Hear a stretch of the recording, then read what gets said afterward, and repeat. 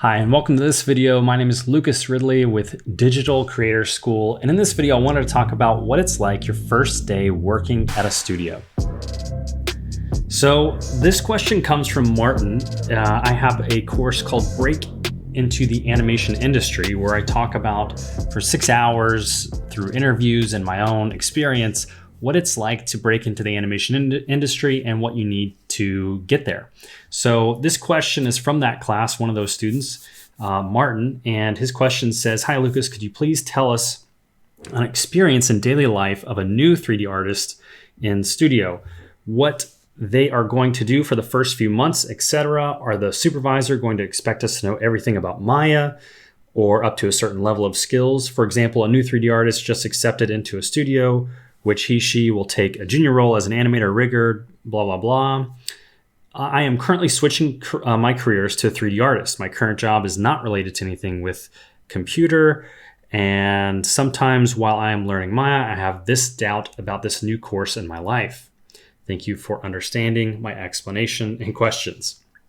So I've worked at about 11 different studios. And so I can speak from my own experience.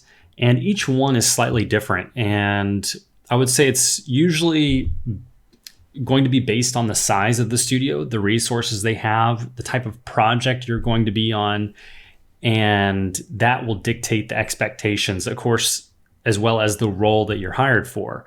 And a lot of that will be sorted out through the interview process. They're not going to hire someone that they don't expect can do the work. So you can kind of take that pressure off of yourself initially after you get the job. You know, part of the responsibility is on the hiring team. And that's why you go through that process of vetting to make sure that you can actually do the work, looking at your portfolio and going through the interview and learning if you have the right communication skills, which is one thing I wanted to discuss is very important for someone just starting out in a new studio. It's very important to be clear when you are having trouble and understanding their expectations. So I would explicitly ask up front if you have concerns about it, are there specific expectations on, the first couple of weeks? Are there meetings that I should be attending? Are there reviews? When should I expect my first shot or asset or what have you? So I don't think it's by asking those questions, you shouldn't be afraid that you're letting them in on the secret that you don't know those answers, because they shouldn't expect you to know those answers. You're a new hire. And so it's good to ask those things of them. So when I've started at different studios, I've seen the whole range. So at one, I was even given a mentor. So I had a point person to go ask these questions to, because they understand that's part of the process of learning their pipeline and how they do things in that project. Another studio had 1 week of training. So they didn't expect me to do any actual work. They wanted me to spend 1 week learning their pipeline. So there's dedicated time to that. So up front, you understand those expectations are that you shouldn't be doing any work the first week. They understand that it's going to take you some time to get up to speed to do the work. Now, a huge red flag, I think, of anywhere that you work and you're a junior is if you jump in and there's zero communication from their part on the expectations, or they push back when you ask those questions. Understanding expectations is fundamental to starting a job. And so if there's ever any pushback, that might be a red flag that you might be in a difficult situation with that studio. So all that to say is rest easy, understanding that this is part of the process and they wouldn't have hired you if they didn't think you could do the work. So if you have reasonable questions about, do we have a review every day? Or, what's the schedule like? Use the word expectation. What are the expectations for deliveries, for meetings, for communicating. Do we email? Do we use Slack? Do we have Zoom meetings? Just so you get familiarized with that process. What you don't want to do is get like 3 months into the job and then be asking those questions. It's appropriate to ask those questions up front in the first week to, couple of weeks. So use that to your advantage to get those questions answered, and definitely do not just sit quietly at your desk worried and fearful of asking a question to make it seem like you don't know everything. You shouldn't know everything. You just got hired there. So don't worry about that aspect. And again, do that early, because the only time they would get frustrated with that is if you're like 6 months into the job and you're asking some fundamental question that you should know by then. They're not going to like fire you on the spot or something weird.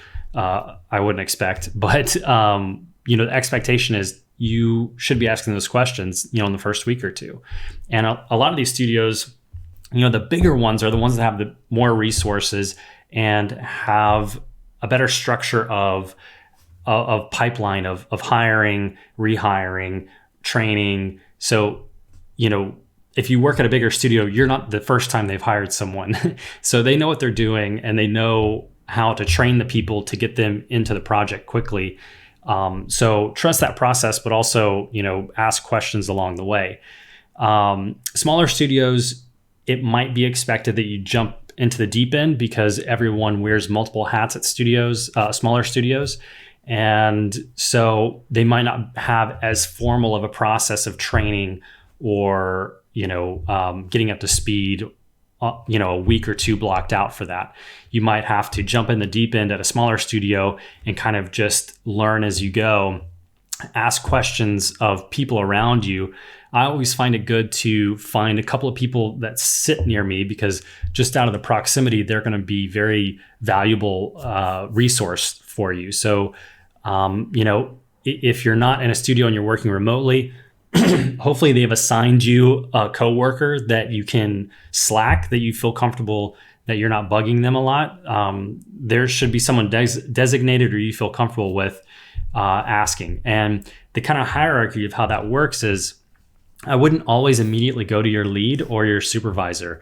First, ask people that are on your same level of that kind of hierarchy. So other juniors or who have been there a little while, or other intermediate level people there. So the leads and the supervisors typically have a lot on their plate.